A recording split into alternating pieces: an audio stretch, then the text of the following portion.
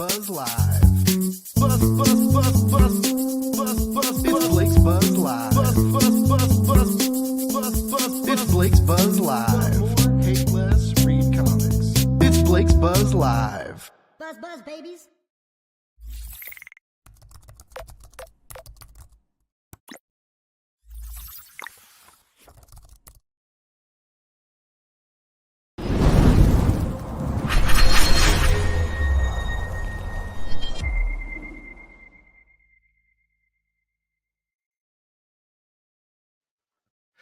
Buzz, buzz, babies, and welcome back to another episode of Blake's Buzz Live. It is a Thursday night. You guys know I like those Thursday shows because tomorrow is Friday, and Friday is the start of the weekend. Except when you're freelance, what the hell is a weekend anymore, right? They don't exist. I mean, they exist, but they're just not the same. But you know what? Freelance is still pretty cool. I'm only partly complaining. Anyways, I have a very cool show tonight.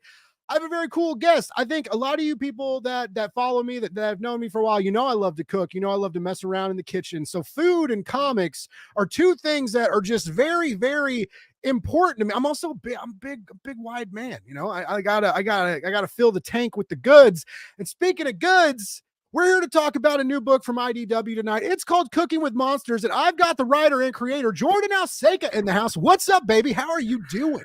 I'm doing well. I'm feeling, I still like Friday. I also, as a freelancer, this is like the second day of my week. I have it off schedule. So I've still got like most of the week ahead of me. Yeah. I just took so I've been doing freelance and I do a lot of like comic PR work and kind of some social media managing. And I just took my boss has hired me I'm basically an executive assistant now. And we are in the process of, I can't talk about a lot of it, but we're like doing production stuff for other publishing companies now, and it's been a lot, and it's cool a lot, right? Like I'm getting some like insider baseball shit going on, right? And I get to kind of really see how the donuts are made. But I'm just tired, man. And we got a Kickstarter going, and so like I'm doing all the Kickstarter updates and we're looking for campaigns to promote in the Kickstarter and like messaging backers and so like I'm doing all that and the social media stuff and stuff for clients, and it's just like oh my, and for social media, I feel like if you do anything after 2 p.m. anymore, there's no engagement. It's like you have to like do everything early, and because it's like at night no one's online, which is a lie, right? Because I know you're all online somewhere. You're just not paying attention to me. Anyways, this isn't about me. This is about you, baby. And I am so excited to talk about your book. But real quick, I want to say hi to some cool folks in the chat real quick. We got Sons of Mjolnir. What's up, you flirking nerds? What's up to you, baby? Sons of Mjolnir, everybody. If you're not familiar, they have a very cool YouTube channel. And I don't want to give away, my own I don't want to like pass the steam off to anybody else, right? Because everybody knows I'm the best interviewer in comics. No, I'm just kidding. But these guys are great. They're getting some really cool guests. I happen to know they got an episode with Rich Duick and Alex Cormack coming out soon. But yeah, really great nerds, really great guys. They do solid interviews, great talks about comics. A very cool YouTube channel that's worth following. Mad Caves David Hazan is in the house. What's up, dude? So happy to have you. And then we got from across the pond, from across the planet, actually, we got Ronan coming live from Australia. David, you got a fan. Jordan. I appreciate that. It's still very new to me. Going to social media, it's I'm West Coast and I sleep like I work my fiance's schedule and she works swing shift. So we're going to bed at like 3-4 in the morning most days. So I have to set tweets if I want anyone to see them or care, or else I'm tweeting at like noon West Coast time and it's already dead online. Yeah, it's crazy. I have a theory, and it's there's not much research done into it. It's based on my own time wasting abilities, but I think the evenings and night is when a lot of people are like start scrolling through like the TikToks and Instagram reels and YouTube shorts, right? Because you're not in the office. You can play the videos on your phone. You can have the volume, like no one's going to catch you like watching videos and get mad at you. So I'm kind of thinking like evening and nights are for like the short video crowd. And like during the day is like your typical social media interaction. anyway, that's just my theory, or maybe people just don't fucking like me, and they're like, we can only deal with you till noon, dude, and then we're done. Which is what that doesn't check out because we got people in the chat and people tune into the live shows. So I guess I don't know. Anyways, these are just my theories, and I don't know. Anyways, food is great, and so are comics. And you have combined two of my biggest loves, Jordan. Well, I actually, like, I'm getting really into manga. I got really into manga the last like year and a half. And so like you got your graphic novel from IDW, Cooking with Monsters. It's all ages and it's very colorful and beautiful, but it does have a little bit of a kind of manga vibe and a little bit of manga vibes in the art style as well. So there's definitely a nod to that culture and medium. And it's also just like I told my sister and about to be brother-in-law are here, and I was like, I gotta go to a show, I'll be back. And I was like, dude, I'm talking about this book tonight, right? And I was like, imagine like Harry Potter, Pokemon, and food. And she was like, say less, bro. And I was like, right, it's everything. And so yeah, like I guess let's just start at the basic question, like where did this really great idea come from, and did you know it was going to pay off so well on the page when you came up with it? I mean, I certainly hoped it would pay off. I feel like it has. No, the first idea I used to, when we lived in Raleigh, there was a teppanyaki restaurant that we really liked to go to, and if you don't know, teppanyaki is that cooking style where they come right to your table. You sit kind of at the grill, and they throw down the rice, they cook the eggs, they throw the shrimp at you. And it was 2015, I think, when I first had the idea. Where we went there a lot just because it was one of our favorite places, and I had the idea. The theatricality of it was so fun, and I thought, this would be fun if they were also like out in the field and like having to do these kind of tricks and whatnot in battles and whatnot. And the original idea has changed a lot, and there's still some callbacks to that with the performances and some of the trials for the character in the book, but it got a lot broader. It became more about just cooking in general and bringing in all types of cuisine.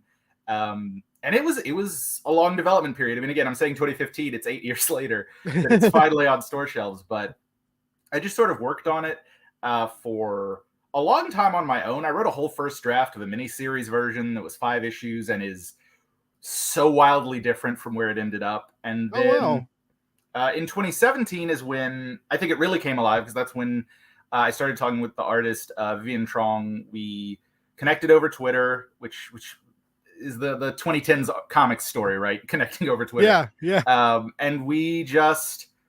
It was a really immediate back and forth. I pitched her a few ideas, but that's the one she latched onto. And I mean, we developed the story together from there. We really drilled in on what we wanted to include, the characters we wanted to focus on. And we finished, again, we finished like a full issue of it in 2018 and started pitching it. And it just, we didn't have any luck for a long time. We were considering Kickstarter. We tried all kinds of play. We pitched it to Webtoon at one point.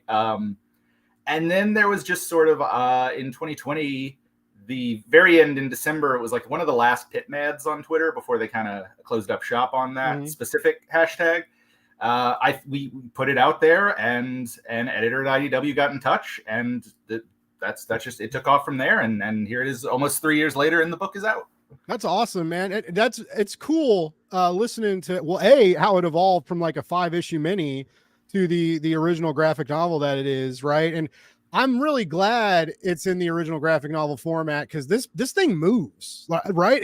I would not want to wait month to month to read this. I mean, I would if I had to, right? But it's very easy to read, and not just because it's an all ages title. It's very like emotional, and it's tense, and I've been clamoring for a long time that we are all just needing that Harry Potter replacement in our lives, because that wild witch fucking ruined it for everybody. I grew up with that, man. I almost died as a kid. I didn't know I almost died, but like I had really, really bad. This is how bad my pneumonia was when I was a kid in grade school. My dad takes me to the doctor, and they do the x-rays, right? And look at your lungs. My dad starts crying in the doctor's office. And I was like, Dad, why are you crying? And he's like, you just don't know how sick you are. And I was like, what does that mean? Right. And it was like, but I couldn't go outside. I missed like a month of school. I was in sixth or seventh grade. I think it was a sixth grade. And so like, I missed a whole month of school, and, didn't get to see my friends, didn't get to go outside because of the cough and the germ. They were worried about like the cough and stuff getting worse. And so my escape was I started reading Harry Potter. And what Harry Potter had been out for a little bit. I had the soft cover of volume 1. And I'd had it for a while, and it sat on the shelf because even as a young kid, I loved to buy books that I didn't read when I bought them, which definitely continued into my old age. But I had this book, and so I needed something to do, right? And so I started reading this book, and it, of course, like I was like, once you get into it, like that world grabs you. And then like my grandma and grandpa took, because I was at their house during the day while my parents were at work, and they like broke the rules and took me to the mall to buy me the next 2 books, right? And so I hadn't been out of the house in a long time. They take me to the store. I get the hardcovers, and she bought me the volume 1 hardcover too, so I could have like the nice hardcover set. And I read the next 2 books like in no time. And then the next couple weeks, like she took me back to the mall, and then that's when we found out they were like, oh, well, the 4th book's not out yet. And then I had to like wait for it, right? And I was in college when it finally finished, so there's like a huge part of my life, and it got ruined. And a lot of my friends, they're like, I still love it, and I can't. It just like, but it just really bums me out, like to think about like supporting that is supporting that nasty person, right? Like if people were like, Donald Trump wrote this really great comic book, but like he's terrible, but like everybody, no, I'm not going to buy and read his book, right? I'm not going to buy and play his video game. I'm not going to, anyways. I don't want to get political, but it was a big deal for me growing up, and it was a big deal when she showed her true colors and did what she did. And so like I've been saying for a long time that like we need a replacement. We need we need something cool, with like a cool school with a fun twist, right? And you've got it, dude. Like it's this awesome school, these chef warrior mentors, that you have such a big cast, and you guys are really smart with like who gets screen time, and we all get to know everybody, and even like the assholes have good moments, right? And it's just like, it's so pure and charming and fun. And it reminded me of being younger and finding that escape and getting lost in a story like that. And it was like just a very pure and a very cool feeling. And so like I can't encourage all of you enough to like, if you've got kids, like buy this and read it with your kids. If you just like comics, buy this and read it. It'll make you feel good. And definitely if you love to cook, like if you just like cooking, if you like messing around in the kitchen, like you'll wish cooking in the kitchen was this fun, right? I love cooking, but it's not, it's not like risking your life and, going into caves and trying to fight bullet shrimp, right? And like making crazy pho and ramen. And, it's just, I loved every moment of this book, dude. And I'm 38. I'm definitely not your target audience, right? But it's just fun, and like I said, it's fun and pure and a great read. And coming at I know you've been working on it a while, but I think coming out at a good time where people, like I said, like me, are needing a replacement that's not toxic, and a new world to get lost in that's not toxic. And so it's just very, very cool, and it's different too. It's not there's magic-esque things, but it's it's more like, it's more willpower and technique, and also just this kind of crazy fantasy world with these very intriguing monsters and bats that grow apples. And like I mean, dude, it's okay, so when you start thinking about these creatures, right, how much of this like does Vivian play around there with you, or did you like give ideas, or were you just like, if any of the crazy shit you can think of, like, let's play with it, let's go with it? It's very collaborative. Same as with the story. We have a whole Discord server that is dedicated to the book, and nice. We talk plot, we talk characters. We threw up design work when we were just getting started, and even now as we continue with the other books in the series.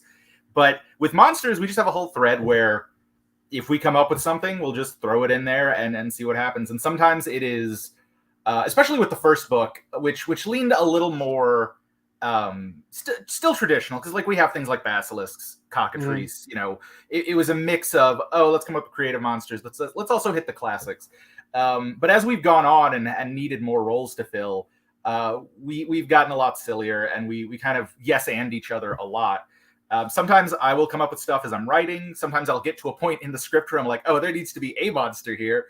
What would fit? And then others, Vivian will send stuff that just fits perfectly. And this is way in the future, but like we're working on book 3. Yes. Script right now. Oh, I was just about to ask if there's going to be more. Hell yeah. Awesome. But yeah, we're working on that, and Vivian sent a monster idea that immediately like solved the plot thing and helped me tie a bunch of stuff together. And I was like, we can build like a whole chunk of the book around this. So it's a mix. I mean, we try to just have fun and yes and each other. I mean, sometimes I will have design ideas, but I generally just like let Vivian play, because she's done a great job across every design pretty much that she's come up with for these monsters. It's a beautiful book. It really, really is. I love their art style and this whole world that you two have built. But that's exciting. And I had a feeling that you two were getting along and having fun, because it's just got that vibe. It wouldn't you can like see how much the creators love each other, like in every panel, and love this product, right? It's just rich with good vibes. And you don't get that all the time, because a lot of people think the collaborative magic of comics is one of the coolest things ever, right? When it works right. But there's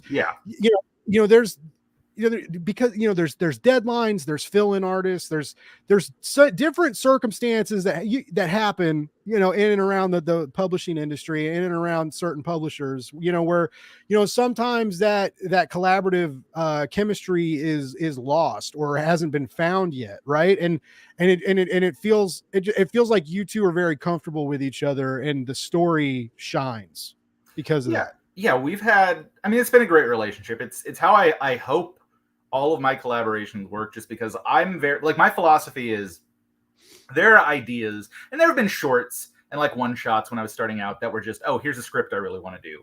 But ever since I've gotten to the point where, I'm going to pitch stuff and I'm going to ask someone, do you want to commit to what is likely to be at least a year, if not like several of pitching and then years of production, I will come to artists and I will usually have an idea in mind, but I always go, okay, what do they like? What is their style going to fit with? And I go, let me pitch 3 or 4 things and see what they connect with. And again, that's what Vivian and I did, where I sent some ideas, and cooking is the one that she was the most passionate about. And yeah, I want to make sure, because if you're asking someone to commit that long, obviously, I'm paying a page rate. It is a job, and you want to be professional and all of those things. But to really get, she stuck with the book for over 3 years till we got picked up, and was willing to keep it in mind, even as she got her first graphic novel series picked up, City of Dragons, from Scholastic. So I want to make sure that it is an idea that, as the writer, as the person that maybe first came up with the idea, you're always, at least to start, going to be the most passionate about it. Mm-hmm. And just, we're all working for a living. So you want to make sure they're feeling valued and paid, but you also want to make sure they're going to have fun. And it's always felt that way. And I always, like, especially with this book, even reading my comps for the first time, Vivian has done so much just to give the book life, and I pick up on new background jokes. Like, anytime there's a conversation happening and some of the other characters are like goofing off in the background, or there's some like random monster, that was probably Vivian coming up with it and adding additional life to the book. So I couldn't ask for a better collaborator in that respect of bringing the world to life. Yeah, that's the dream. Especially like you said, it didn't get picked up right away, but when they believe in it enough to work with you to keep it on the schedule, to keep working on it, like that's got to feel good. And it's very cool that, like you said, you thought about, you went to Webtoon, thought about crowdfunding, you took a few different routes maybe, but you ended up at IDW, which is, that's a publisher with name recognition, right? Like I'm people know who IDW, they publish the freaking Ninja Turtles. They put my favorite ongoing comic is the Ninja Turtles. And they're putting that out right now. And and have been. It's one of the longest running indie books actually currently now. But yeah, I that's very cool. I think it's a good home for it. And you know, I have the pre or the advanced release. So like I have a physical copy, but like the last about quarter of it isn't colored yet. So it's like it ends in black and white, which was actually kind of cool to read it that way. Cause it, well, I mean, I missed the color cause I got it for the first part of the book. Right. But it really, really felt like manga right when it went black and white. And I was just like, ooh, and I could really get into like Vivian's line work, which is great, you know? So it was actually kind of cool to get that unfinished, advanced reader copy. And I've never gotten one before. Like I've gotten books like a week or two before they came out. But I've never gotten like, I mean, I've had that for a couple months. Like I had it for a while before I had it before we set up the interview. Like, and so, nice. Yeah, so it was just it was cool. Like I felt pretty hot shit. Yeah, you know, I was like I'm the real deal, baby. I'm getting books like 3 months before they hit the store shelves. Like, you know, Blake's Buzz is doing it. But yeah, I've been very excited to talk to you. I know we've been talking about it for a while, and I was so glad to get you on the show. And honestly, like I really like comics and food. Like it's just the best it's the best combination to read. Not the best combination in real life. Cause like, you know, you gotta, you can't eat and read comics simultaneously unless you have like a tablet. Cause you can like clean the screen off your tablet, but you can't get like grease off the pages and shit. Right.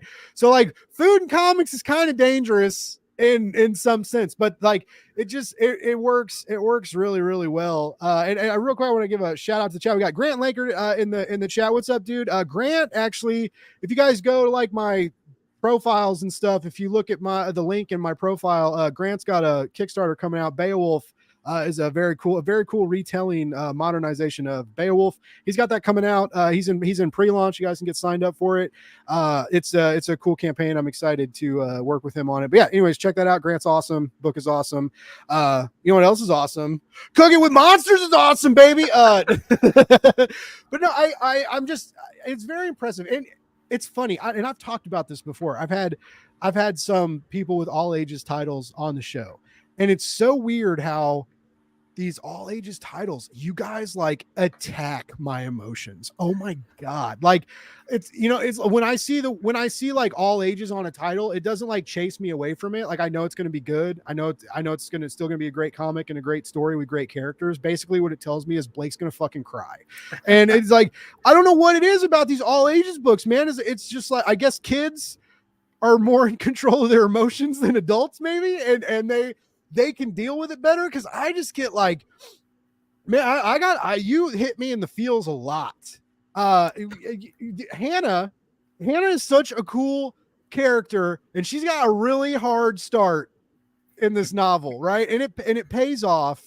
Right. But it turns around for her, thankfully, but you guys put her through the ringer, man. And, you know, and I remember like being in high school when I didn't play sports and my best friend did. And then all of a sudden, like I didn't have like my best friend anymore. Right. Cause he was doing sports and stuff, and I was playing Diablo and like, and then I ended up like meeting a new group of people in high school that played Diablo. We all played Diablo together, and you know, and it ended up working out, but it was like that transition was very, very hard.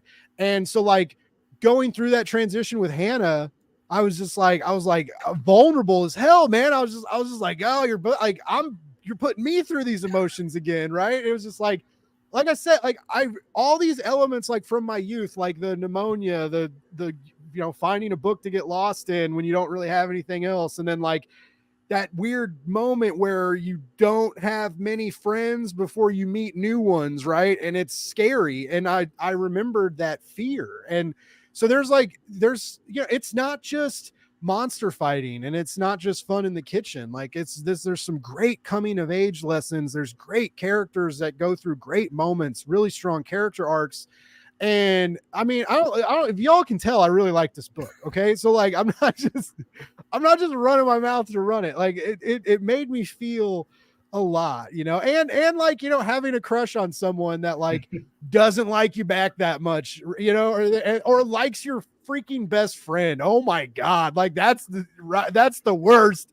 And I was just like, oh dude, like all this stuff, like there's just, there's a lot of emotion, but there's some great emotional payoff too. Right. There's so many great moments. The centipede, dude. Oh my God. First of all, the tension, like the wild, like clenching the book while I'm reading it, like not breathing tension of like the weird hallucinate these centipedes, and it's spelled like SCENT. They put out this like pheromone that makes people hallucinate. Not only does it make them hallucinate, they like go through a bad trip because the centipedes like get high on cortisol and adrenal fluid and shit. So like they all these kids have these like really bad trips in a cave at night during like a trial for their midterm basically. And it's just like it's creepy and it's weird. It's illustrated wonderfully, by the way. And then on top of that, like these giant insects start trying to eat all these kids, right? And it's really intense and it's scary. And some of the characters have to step up in different ways to get out of this alive, right? That's all I'll say about it. Jordan's probably like, you've said too much, dude. You're like fine. you're giving away the secret sauce. But no, it's we're almost, that's up almost the midpoint or the 3/4, but there's still a lot to go after that. So there's plenty before and there's plenty after that to experience. But those moments were so, you're a great writer, dude. Like you're a really strong writer. Thank you. The book is paced wonderfully. Like I said, it's damn near impossible to put down unless you have like deadlines and work shit going on while you're trying to read it, and then you're mad because you got to like do like big boy responsibility stuff and put down your comic book. But yeah, man, it's I mean, this is the book. Pardon my French, but this is the book where you're gonna take it into the bathroom. You're gonna be in the bathroom a while. You're gonna be like, man, I got done like a while ago, and I just sat here on the throne and kept reading. And then your legs go numb, and you're like, I should probably get up and go sit in a chair somewhere. But that's just it transports you. It takes you somewhere else, and the somewhere else it takes you is very like, it's very universal and easy to connect to, even in this like fantasy world, right? It's because of these are characters, these are characters that remind you of yourself, of your friends, of your family, of people you love, and it's because of the love that you and Vivian put into this, right? Like when I say this book is packed with charm and heart, like I mean it, and it's addictive, and it's so prevalent from like panel to panel and page to page, and it's a wonderful read, and again, like I really hope people pick this up, like, and like I said, like this is the kind of book that like you need to get for kids that don't like reading, like First of all, like I'm all about like getting kids comics, right? Because it's like cigarettes. You want to get them in early. You want to get them addicted. You want to ruin their whole damn lives, right? So like, but you want to like, like if you know someone who doesn't think reading is fun or reading is that cool, and they just want to like play video games, like show them this. If you're an adult, it's still, if you love comics, you're gonna love this. Like I challenge someone to read this.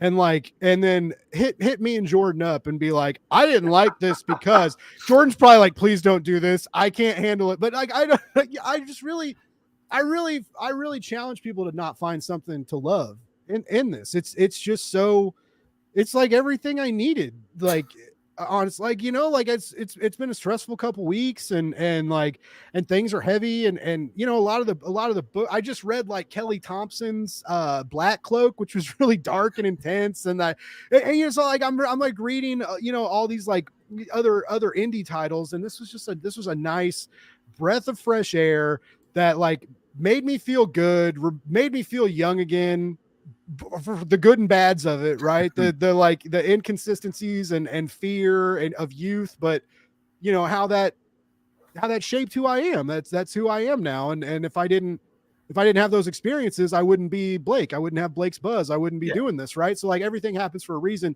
and you really organically bring that into the narrative. Where how, okay, hold on. I'm trying to like not ask you an impossible question. Like, how'd you make something so great? But like, tell us all your secrets. But like, I mean, are these a lot of these characters? Are they based on people you know, or they feel so oh, I can't what like it's they don't they feel real. They feel like real people. And that's not always the case in fiction that I read.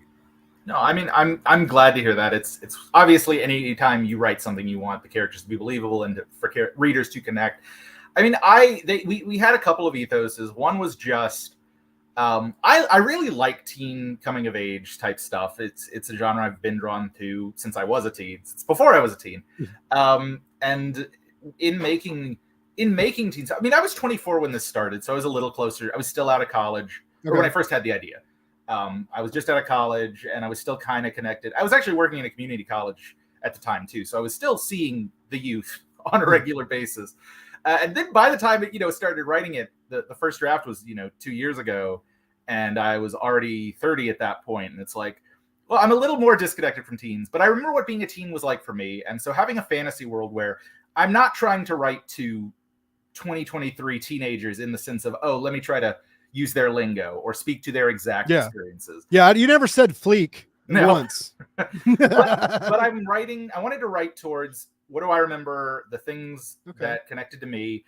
And both Vivian and I were able to just inject a lot of that in the characters. I mean, with it being a fantasy world, also, we wanted it to be characters that, obviously, since we use real world cuisine and parallels, there's that fantasy thing of like, yes, we have Black characters, we have Asian characters, but we didn't want them to just feel like, oh, they're just a shapeless parallel to be like Asian for the sake of it. We wanted to make sure that the characters still tied to cultures that seemed familiar. So for Hana and Bobby, it's like, yes, they are both from the archipelago, the same way we'd say, oh yeah, those are some Asian people. But one of them's from Hidaki, one's from Trang, and Bobby himself is specifically meant to be Vietnamese, Hana's meant to be Japanese. We wanted to have that experience of like, oh, when you come over here, you kind of get homogenized and it gets sort of washed out. And then with our characters Layla and Salem, who are both the country Zara, and they're meant to be Middle Eastern, but they're very specifically meant to be kind of a parallel to Palestinian experience, which is what I'm half Palestinian. I want to inject that into all my work. And so it's like, they're not just eating Middle Eastern food. They are specifically refugees from a country that has, dealt with occupation. Yeah. So our biggest goal was that we wanted it to both be timeless in the sense that it's not just trying to be modern high schoolers, but also still connect to real world issues and real world experiences, because food is so specifically based in culture that it would be irresponsible to fully strip that and not try to include as much of that culture that defines what people make meals for and why they cook. And that's something we hope to just keep exploring. But that was our biggest goal in this first book, is it's like, it is a fantasy world, but we hope that it connects to real experiences. And I'm glad to hear it does. Yeah, it totally. And I'm like your token white boy, right? So like, I have no culture, but I mean, like you know what I mean. But like, there's, even with all that, like that was one of the, I loved those little moments too, like where they call them like Archies, right? Or they're from like the Archie Islands or something. Yeah, they're from the archipelago, so that's they're like we don't really like that term. And then there was another part where Bobby's talking to the was it Layla, right? And he's like scared to say refugee, and she's like, refugee's not a bad word, Bobby, and it's just like, those moments felt very modern and very pertinent, right? And very not in a fantasy world. These are like elements of culture and heritage and background that like a lot of people deal with and deal with like negatively too, right? Because the world sucks a lot sometimes. And it's cool like watching them all come together, much like the potluck that they plan, right? It's like all, like, let's get together and everybody makes these dishes, and like, let's get together and celebrate everybody's culture. And you all do you do a really great job of that. You and Vivian, like I said, like everybody gets the perfect amount of screen time. There's a lot of characters. You don't feel burdened, right? You don't feel like people get lost. I'm gonna forget everybody's name just because that's who I am. I was that guy like in my college lit classes that was like the guy who like went and got the car and killed the girl, like there and like that's I just can't suck at names. But like yeah, it's just like everybody felt very special, very important, and I mean even like Hannah and Bobby and Hannah especially like right there is like the central one of the central characters. So like even with those extra eyes on her a lot, right? It's you still like her and Bobby are important, but like everybody else doesn't feel lesser, right? And so yeah. I thought that was really smart. And then like the world is a character, the teachers are characters, the school is a character, and a lot of these wild creatures are characters. It just everything just felt very, very special and very important. And you don't get that in a lot of fiction, right? And especially like fantasy is a weird genre. Just because like the worlds get weird sometimes, right? But it's just, there's so much going on. Some things get lost in world building. Some world building gets like monotonous and tiresome. Some people like that, right? Like some people like those like 600-page fantasy novels and hundreds of pages are spent like talking about the mountain ranges of whatever. But a lot of people don't. And in comics, it's hard because you don't get, especially if you're looking at more of like a month-to-month schedule, right? Like these issues. But I mean, even a 140, 160-page graphic novel, right? Like you're still, comic script pages move fast, so you're still limited on time. And so you have to be smart with how you build the world.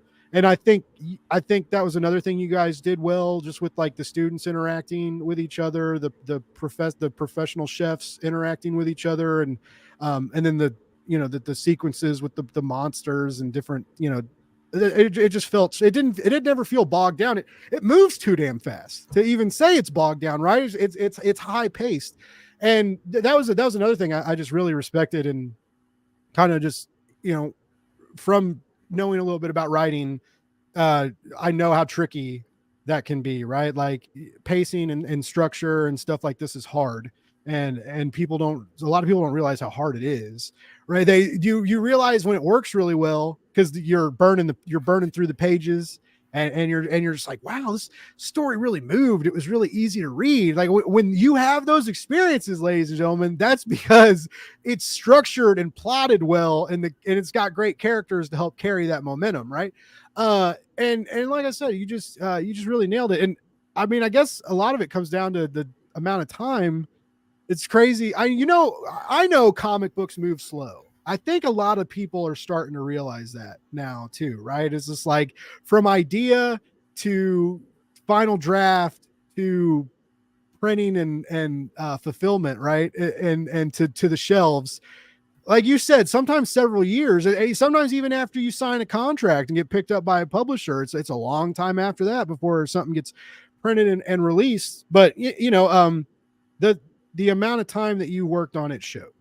So like, congratulations on the hard work paying off, sir. Yeah, I mean, thank you. And the thing I really have to credit is, just how long it went through development, how many times we would rewrite it and reform it and see what worked and what didn't. I mean, again, the mini-series version of this book would be very different. And that's again, how we were pitching it even when we did the Pit Mad, because we were like, was the mode we were in. But then when IDW wanted a graphic novel, we were both like, yeah, we would love to do it at like 100 pages longer and get to spend more time and not have to do hard chapter breaks. Mm-hmm. And really the credit, I'll say to myself in the sense that, I wrote it. I'm really proud of it. I getting to just iterate it on the first book so many times helped a lot. But we had great help along the way. Danny Lohr was our pitch editor. And then Erica Henderson, Megan Brown, and Jake Williams were all involved in editorial on the first book. Oh, wow. And just, we were really lucky to have so many voices that came in at so many different spaces to be like, okay, here it is before we've actually written it. What are you thinking? Here it is after the draft has been done and you haven't seen it at all. What's working, what's not working. And so, it was wonderful thing to work on it for so long. And also IDW acquired it and gave it such a long development time as opposed to trying to rush it out. So we really could take our time. My big worry is with books 2 and 3, which were on more of a like year schedule, and we're loosely planned because when we pitched it, we were like, it's one book.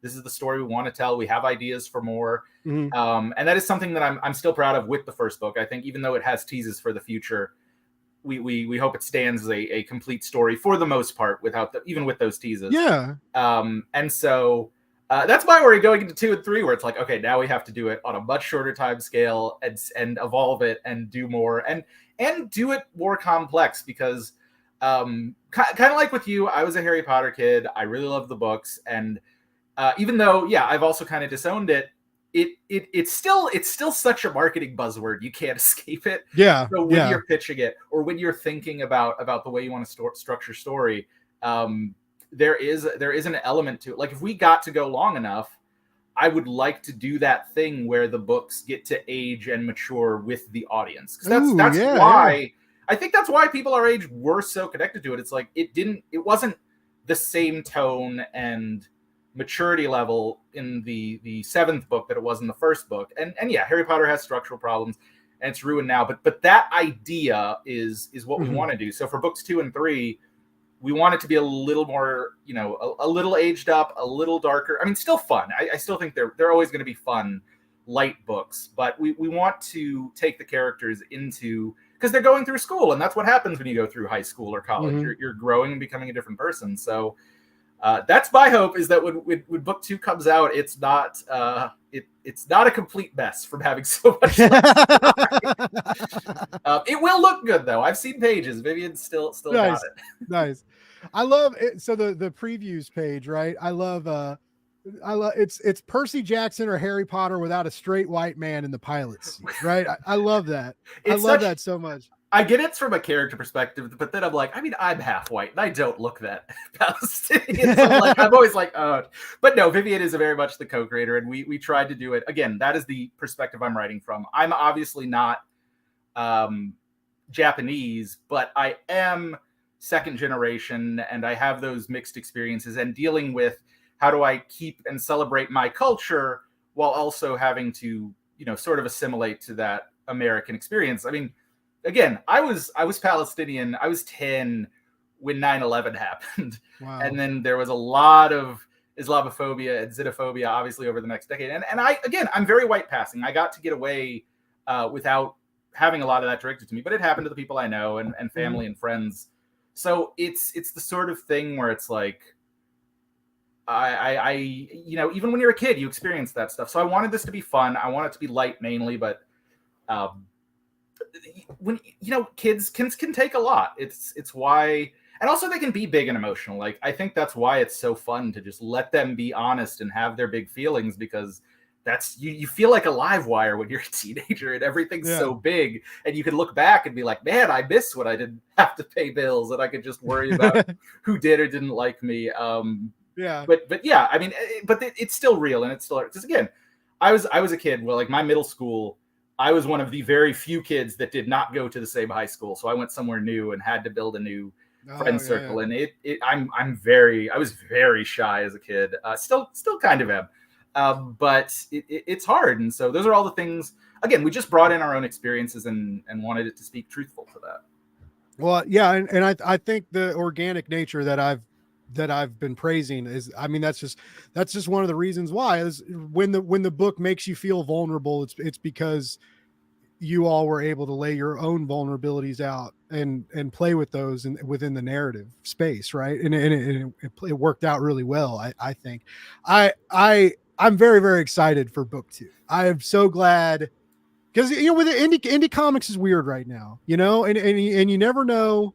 I mean, I guess if it was, well, I don't know what your contract is, right? But I mean, sometimes you could get lucky and I guess take volume 2 to Kickstarter if you had to, right? But like, you never really know sometimes what, even if a book is really good, right? Like it's so hard to be seen sometimes in the indie space, in the general comic book space, even some big 2 titles, right? Is they just get overshadowed by the X-Men or Chip Zdarsky's Batman, even though everybody got mad at it the other day and said Chip's is a terrible writer now, even though Chip's never written anything bad before in his life. Anyways, we're not here to talk about that, but you know what I'm saying? It's just like even when you get lucky enough to have your comic drop on store shelves, which you have, you don't know if people are going to buy it. You don't know if people are going to see it, you know, and you still got to kind of campaign for it. And even when you have a publisher having your back and the publisher sends out press releases or like advanced reader copies, like they did for me. And I'm sure other people got them as well. And then also like, you know, IDW, like the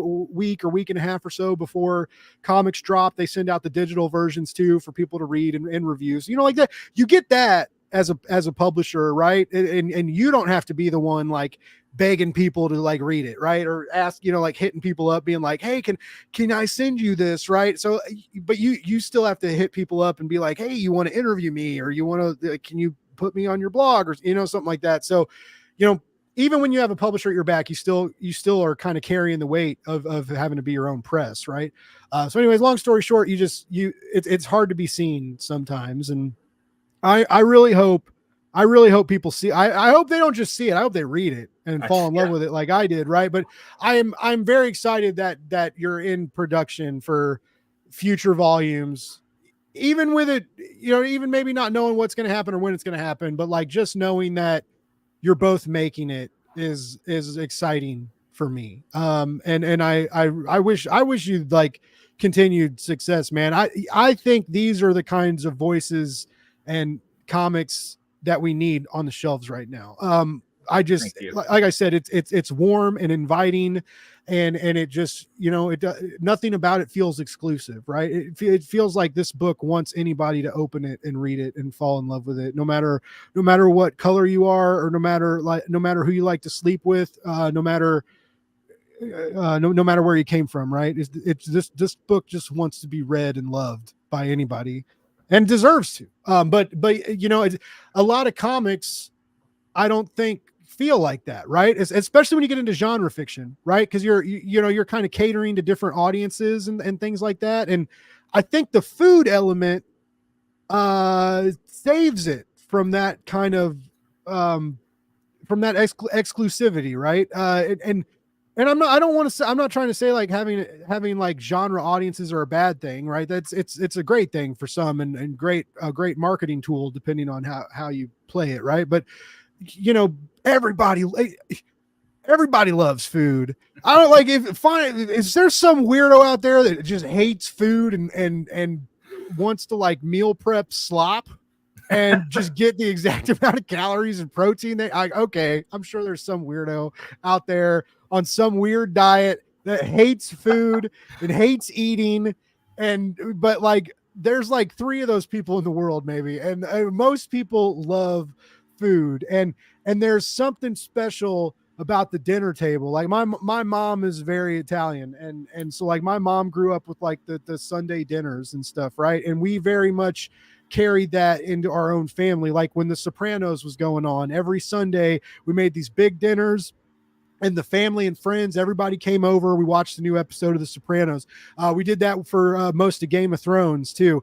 Now we do that a lot for like Chiefs football games. Like everybody comes over, we eat, we have good food, we watch football, and have a good time, right? And it's just like those get-togethers have always been very, very important in my friend and family groups, and they've always been centered around like TV shows, sporting events, and stuff like that. But there's always food.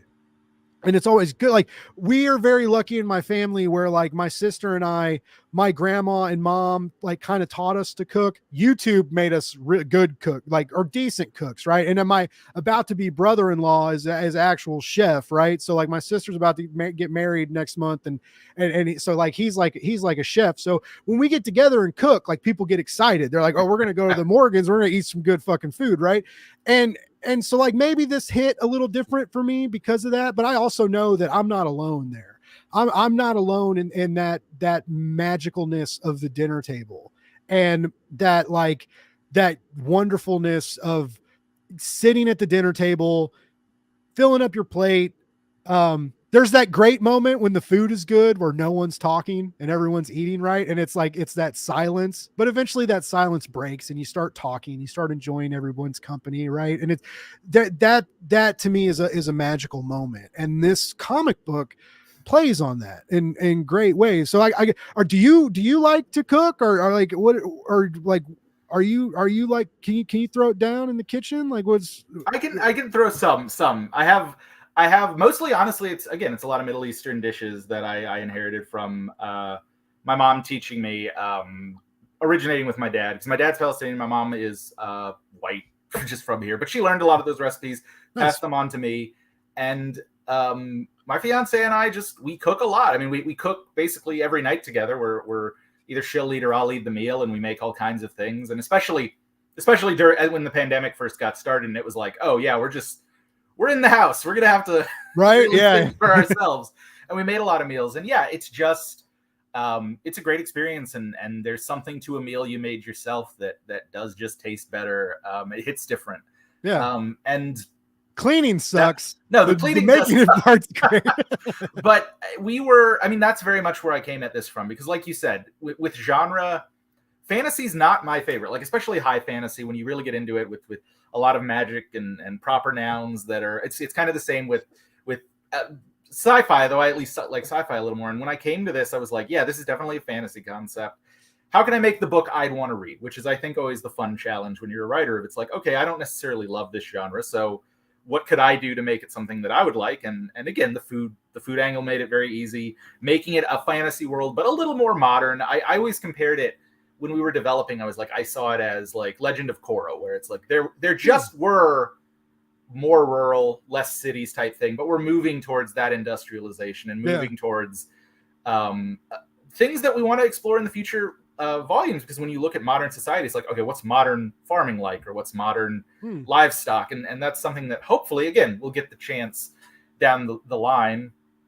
And it's tough. It's tough to know. I will say, like, I'm not going to be a huge cheerleader, but IDW has been very good to this book. They've obviously been promoting it.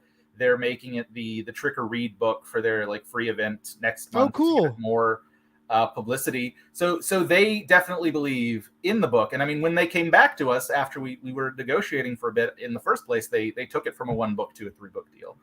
And it showed they believed in every step of the way. But, there's obviously, IDW has had a rough year. There's been a lot of shakeups. I had a book that got canceled a few weeks or last month in that wave. So I know that the behind the scenes is tumultuous. Nothing's out till it's out, right? Mm-hmm. We were very much like, it'd have to be really bad if they were canceling our book after it's like printed and on the boats over here. But you just never know with like books 2 and 3, which are in production, and where's the line that it's like, okay, we've spent enough that we should just put it out, versus maybe we should just cancel it. And ideally the book does well and we get to keep doing it, because it's gone from something where it was 1 book with a few additional ideas to where Vivian and I, we have ideas for the 3 books we're currently doing. We have ideas for books beyond that. We would love to follow these characters for a long time and keep that story going. And so far, it seems positive. It's hard to tell. Like, this is my first big release, so getting a chance to hear about behind the scenes stuff and trying to follow sales, and I don't know, and I'm hopeful. I'm hopeful that it's doing well. And you want to have like big dreams, but you also want to like reel yourself in so that if something happens, like you're trying to stay realistic. I get it. But I also think, like you said, like you've got big ideas. The story could continue. I mean, it's begging for a cookbook. It's begging for like a graphic novel cookbook mixture kind of thing, right? My co-host from Blake and Cole Read a Book popped in and said, have Weenie Oli's been talked about yet? Because we made Weenie Oli's on a show one night where it's a hot dog with raviolis on it, and it's like, it's a monstrosity, and it's supposed to be like a plain crappy hot dog with like one slice of American cheese and Chef Boyardee raviolis, and that's what Cole made. And I went and got like these ravioli, like mini raviolis, and like good sauce and provolone cheese and good Parmesan and fancy hot dogs, and made garlic bread out of the bun. I leveled mine up a little bit, right? But we ate them on air, and weeniolies have been a thing on our channel, and so I'm sure I like food too, just weird. No, I have something similar that I haven't had in years because it was terrible.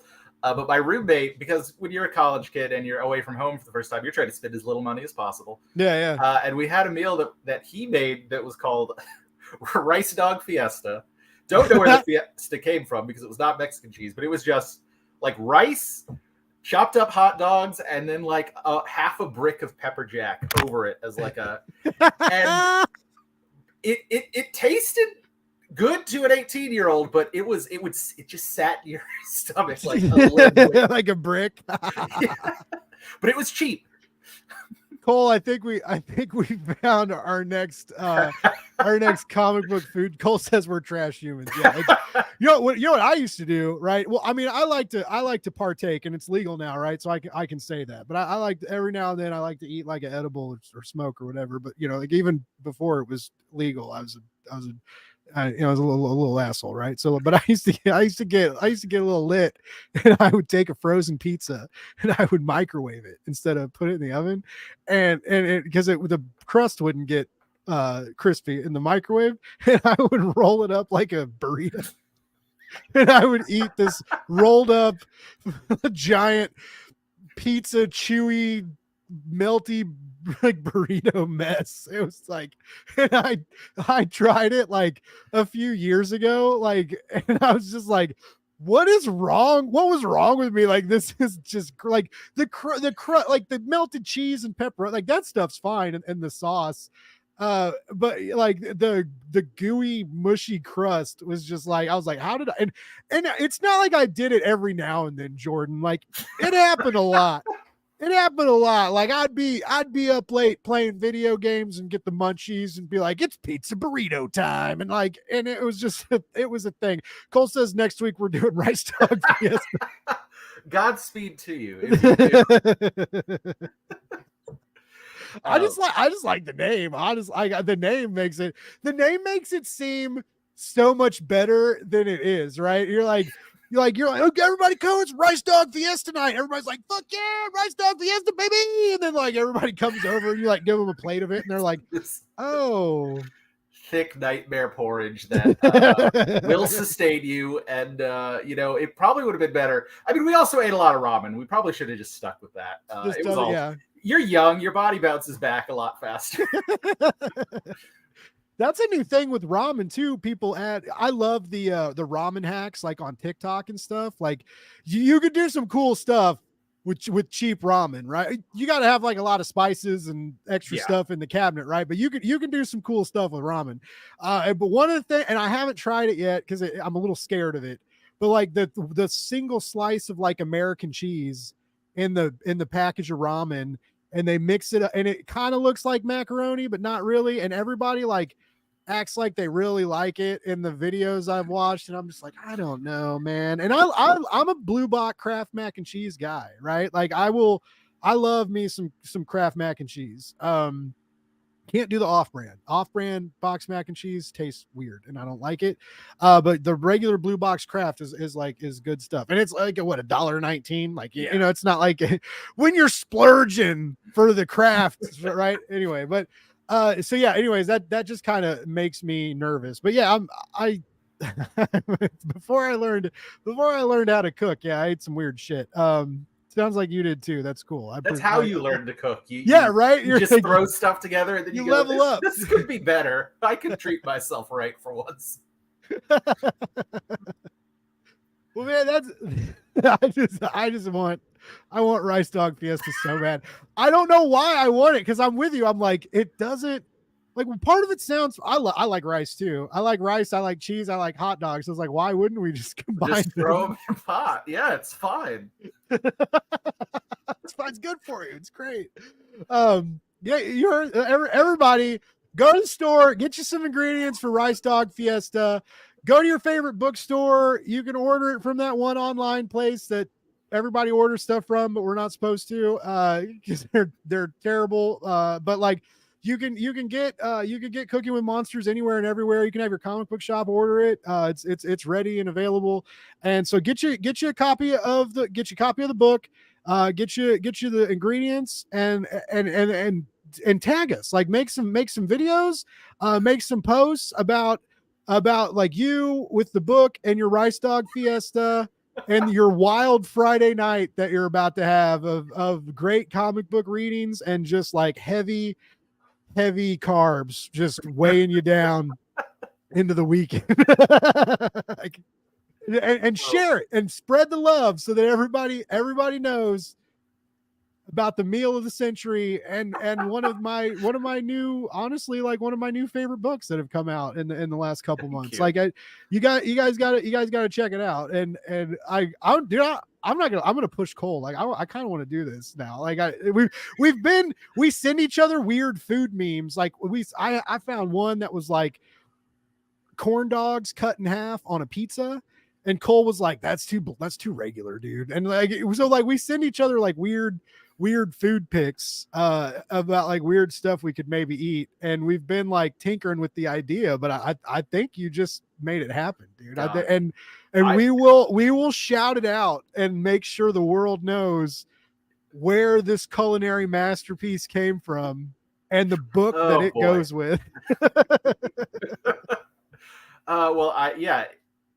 Again, Godspeed if you do. I can't wait to see it. I mean, I can't imagine what it'll do to a over 30 body, but you know. Oh, put worse stuff in me, baby. That's the quote of the night. Anyway, Jordan, I've kept you for an hour. That went by really. Talking to you is very, very easy. You mentioned that you were shy and you're very easy to talk to. You're very good on the mic. So, you know, good for you. Like I'm always worried, man, when I have like new people on the show that I'm not like that familiar with, you know. I've been very lucky. And I've also heard that I'm good at like getting people to talk, because I'll say anything and everything, and eventually you're gonna have to say something to shut me up, right? So like but you know, you're passionate about your book. You're easy to talk to. You seem like a really good person. And like I said, the voice that you put into Cooking with Monsters and the art that Vivian put in, these are the kind of stories I think are important right now. You know, there's action, there's that wild fantasy genre. Like if you got that itch, it'll scratch it. It'll take you to new places, but it'll also just remind you of like, you know, the good parts of humanity, which is nice to be reminded of sometimes, right? Because things get dark and weird, and it's nice to be reminded of that. It's nice to see hope at the end of the tunnel, right? And also at the end of the tunnel is like a big ass bowl of pho or ramen, and it's just like, you know, like a huge plate of food, or you know. So like I love that about this book and about the what you all put into it. And so I again, everybody, like, please check out this book. Like I know Jordan would really appreciate it if you did as well, but like I really encourage you, and press friends, like, have Jordan on your show, or like, I mean, if you got time, like get a copy and review it, put it on your blog post. David is David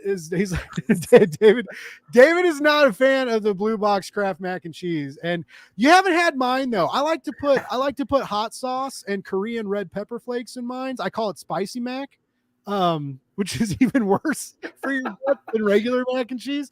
But I you know, I swear, so when people have my box mac and cheese, they're always like, oh, this is like, okay, like I could mess with this.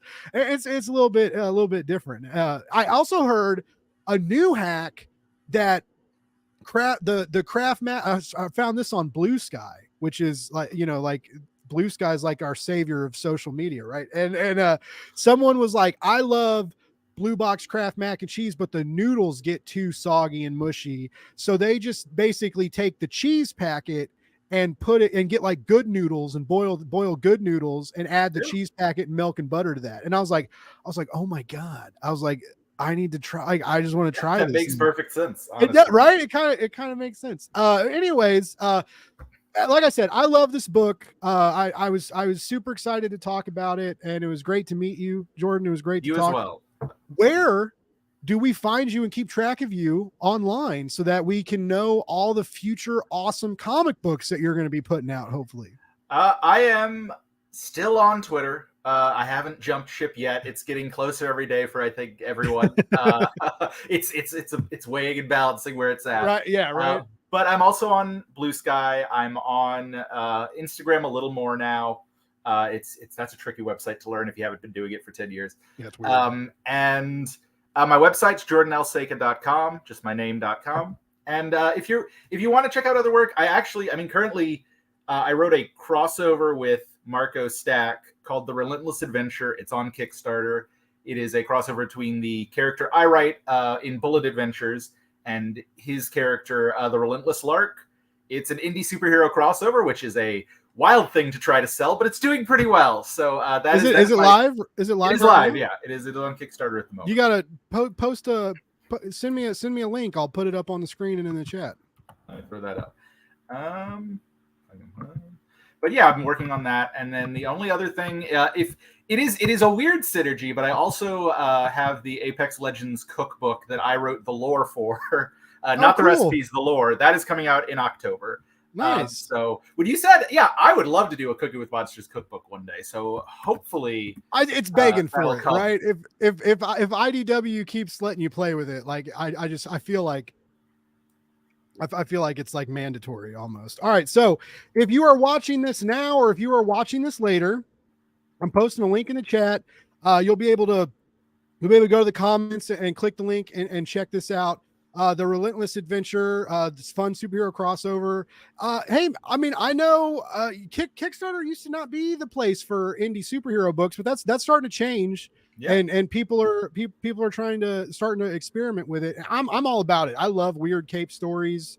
And I mean, I love big two stuff too, but you know, like when you indie guys start having fun with it in different ways, I feel like they get more real in the indie scene, right? And they're less like bombastic, and it's not like focusing on the spectacle anymore. It starts focusing more on the characters, and I think that's when cape dramas like succeed and are strong. That's why I will scream like how amazing Tom King is, like all over everywhere, just because he does. Like everybody was like, he made Batman weak and Batman got beat up, and I'm like, yeah, and he made Batman pick himself up every single time, and he never stayed down, and that was like one of the most powerful, inspiring Batmans that I've seen in a long time. Anyway, but that had like an indie vibe to it that I think a lot of you guys bring into that genre to make it stand out, to make it different, and to get, because you gotta, it's like if you come out and write like a zombie story, right? Like you gotta really play around in the genre and find a good hook. And a lot of those successful indie superhero comics, you guys have found a very good hook and an interesting hook that's fun to follow. And so very, very much encourage people to check out that link, check out Jordan, check out Cooking with Monsters, follow him everywhere. He's, like I said, he's a good dude. Like just give him some love. Like let him know you give a shit out there, ladies and gentlemen. And follow me too if you're not following me, and subscribe to my YouTube channel if you're not subscribed. Like, can't believe I got to keep asking you weirdos this, but please, I'm just trying to get YouTube famous out here. It's taking forever. But yeah, man, it was so great talking, and I know I've kept you a while, so I'll let you go. No Is problem. there anything else that you would like to say before I play the music and set you free? Yeah, I think the one last thing I'll say on the book is it's my whole career basically. Like I started seriously pursuing comics in November 2014. I had this idea the following summer, and it's followed me right up to today. And even for all the hardships, you know, I think the nicest thing you said was it was an escape for hard times. I was writing this script, the first draft, in a very hard time, like in the middle of the pandemic and having personal issues, and it was an escape for me, and that is why I hope it's so fun, because I was trying to put as much fun and light as I could manage. So I hope people have that response and get a fun escape from it while still hopefully connecting. So I'm glad that you had that experience, and I hope other readers do too. Me too. Honestly, I really do. Because it's a book that deserves it. And we got one more comment, David. Whenever you're stateside one day, when we meet up, I'm gonna cook the shit out of some spicy mac for you, baby. We're gonna party and eat spicy mac and wake up the next day and go to a con and just be hungover with sore buttholes, and it's gonna be great, man. It's gonna be a party, and you're gonna be like, I'm never hanging out with Blake again. This is terrible. But that's what you got to look forward to. I love David Hazan. I get to say he's a friend now. He's a friend. He's not just a friend of the show. He's a real friend, even though he's talked shit on Kraft mac and cheese, but I still love him. And Jordan, I say this a lot, but I always mean it. Anything Blake's Buzz can ever do for you, man, you let me know. You ever want to come back on the show? I would love to have you. Future releases, whether it's Cooking with Monsters or something else, man. Anything I can ever do for you, I'm happy to try and help. Get you back on and catch up with you would be great. Everybody that tuned in tonight, thank you so much for hanging out, talking in the comments. We really, really appreciate you. Always remember to love more, hate less, read comics, specifically read Cooking with Monsters, because it's awesome. And I want everybody to go out and buy it just for the selfish reason of I need volume 2 sooner than later. So let's make this happen. We'll be back next week with some cool people. I think Sunday I got a couple pre-recorded shows I got to release, but I think Sunday I'm going to drop the Liana Kangas Sarah Gailey show, which was really great. So I think that'll be next, and I probably got something else scheduled next week that I'm forgetting about because everything's crazy right now. Also, if you haven't go to metalninjastudios.com/Kickstarter. Our campaign is live right now. Dust County Chronicles Nightfall #3. It is the final nightmare. It is a great finale to a 3-issue arc. You can get back issues. You can get cool variants. We got a really cool Francesca Fantini variant that's selling pretty well. Her art is amazing. So I really encourage everybody go check that out, please. Again, thanks everybody. We'll be back. Have a wonderful night. Tomorrow's Friday. Have a good weekend. Jordan, you're awesome. Stay awesome. We'll talk to you soon, baby. Yep.